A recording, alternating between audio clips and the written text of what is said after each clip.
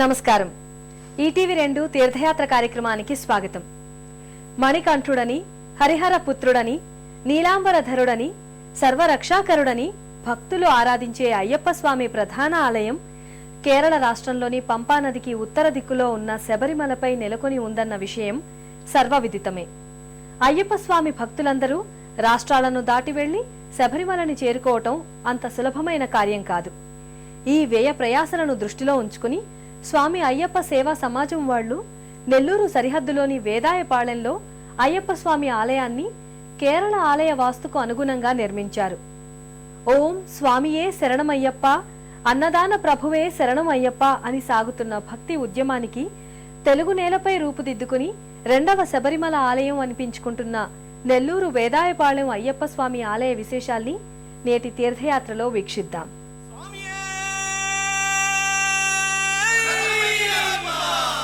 స్వామి శరణమయ్య స్వామి శరణు స్వామి శరణు, స్వామి శరణమయ్య స్వామి శరణు స్వామి శరణు.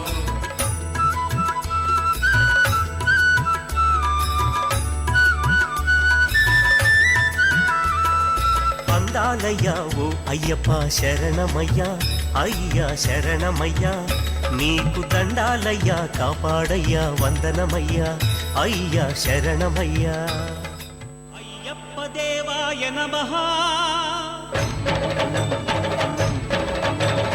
అభయ స్వరూపాయ నమః. భౌతికమైన హోదాలకు, ఆర్థికమైన భేదాలకు, స్త్రీ పురుష వైవిధ్యాలకు అతీతంగా అందరిలోని ఆత్మతత్వాన్ని దర్శింపచేసే స్వామి అనే అయ్యప్ప భక్తుల సంబోధన ఒక ఆధ్యాత్మిక జ్ఞాన బోధన. అయ్యప్ప స్వామి భక్తి ఉద్యమానికి నాయకులెవరూ లేరు, ప్రేరకులెవరూ లేరు. దాదాపు 7 శతాబ్దాల క్రితం కవిబ్రహ్మ తిక్కన సోమయాజి ప్రతిపాదించిన హరిహరనాథ తత్వానికి సమాంతరంగా రూపుదిద్దుకున్న ఈ హరిహర పుత్ర నైర్మల్య భక్తి చాప కింద నీరులా నిశ్శబ్దంగా ప్రవహించింది. శైవ వైష్ణవ మతాతీతంగా ప్రభావితం చేసింది. సమాజంలోని అట్టడుగు వర్గం వరకు అయ్యప్ప దీక్షా వృక్షం మూలాలు పాదుకుని స్థిరపడింది. నెల్లూరు చెన్నై రహదారి మీద ఉన్న ఈ ఆలయం ఆంధ్రదేశంలో బహుళ ప్రాచుర్యం పొందింది. శబరిమలకు ప్రతిరూపంగా కొనియాడబడుతోంది. కేరళ ఆలయ వాస్తు పునాదులపై నిర్మింపబడిన ఈ ఆలయం కేరళకు వెళ్లిన అనుభవాన్ని భక్తులకు కలిగిస్తుంది.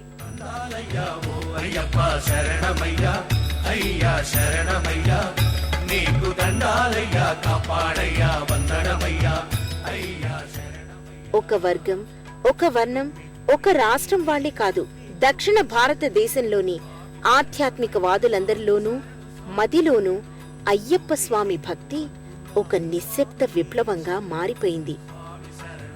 అయ్యప్ప నీదాన్ మెయ్యప్ప అంటూ అటు తమిళులు స్వామియే శరణమయ్యప్ప అంటూ ఇటు తెలుగు, మలయాళ, కన్నడ ప్రజలు అయ్యప్ప దీక్షను స్వీకరిస్తున్నారు. అయ్యప్ప భక్తి ఉప్పెనలోని ఈ క్రమ పరిణామంలో భాగంగానే వేదాయపాళెంలో 1987వ సంవత్సరం ఫిబ్రవరి 8వ తేదీన బ్రహ్మశ్రీ కేశవన్ నంబూద్రి గారిచే అయ్యప్ప స్వామి విగ్రహ ప్రతిష్ఠ ఇక్కడ జరిగింది.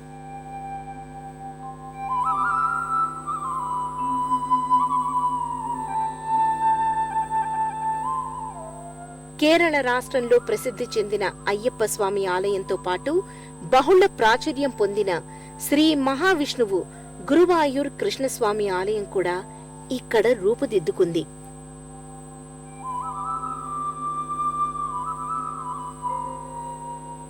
పాంచరాత్ర ఆగమశాస్త్ర విధానం ప్రకారం ఈ నూతన ఆలయానికి మహాసంప్రోక్షణం అని పిలువబడే మహాకుంభాభిషేకం నిర్వహింపబడింది.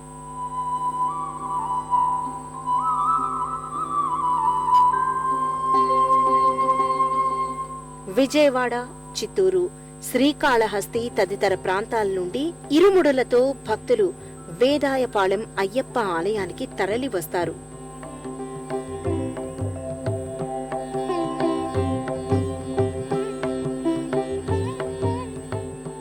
దూరాభారం, ఆర్థిక వ్యయం తగ్గి ఇక్కడ భక్తులకు అతి సులభంగా స్వామివారి దర్శన భాగ్యం లభిస్తోంది.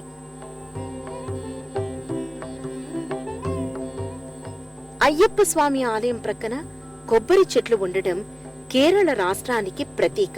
కొమ్మల నిండుగా పుష్పాలతో అలరారే వృక్షాలు ఆలయం ఉనికికి ప్రతిబింబం. పెంకులు పేర్చిన వంపుల పైకప్పులతో ఆలయ సముదాయంలా రూపుదిద్దుకున్న అయ్యప్ప ప్రవేశ ద్వారం పైభాగాన 3 కలశాలు ప్రతిష్ఠితమై ఉన్నాయి. ఆలయ ప్రవేశానికి 18 వరుసల పాలరాతి మెట్లు అమరి ఉంటాయి.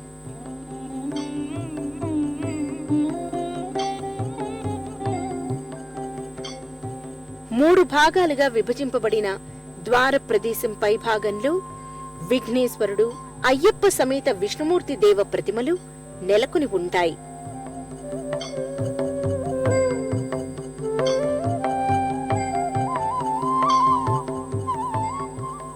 మండపం పైభాగాన చతుర్భుజ విఘ్నేశ్వరుడు, వీర పట్టబద్ధ అయ్యప్ప స్వామి, మయూర సహిత వేలాయుధపాణి, చతుర్భుజ హరిమూర్తి కొలువై ఉన్నాయి. 18 వరుస పాలరాతి మెట్ల క్రింది భాగంలో ఇరువైపులా గజరాజులు నిలబడి స్వాగతం పలుకుతూ ఉంటాయి.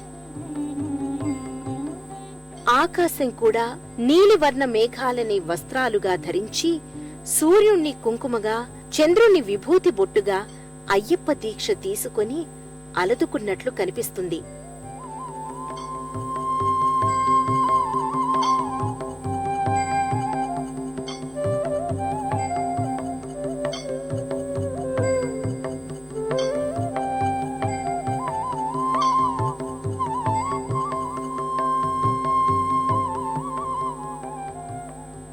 శబరిమల అయ్యప్పను మన ప్రాంతంలోనే దర్శించుకోగలుగుతున్న మహాభాగ్యవంతులం కదా మనం అన్న ఆత్మ సంతృప్తితో భక్తులు అయ్యప్ప గర్భాలయంలోకి ప్రవేశిస్తారు.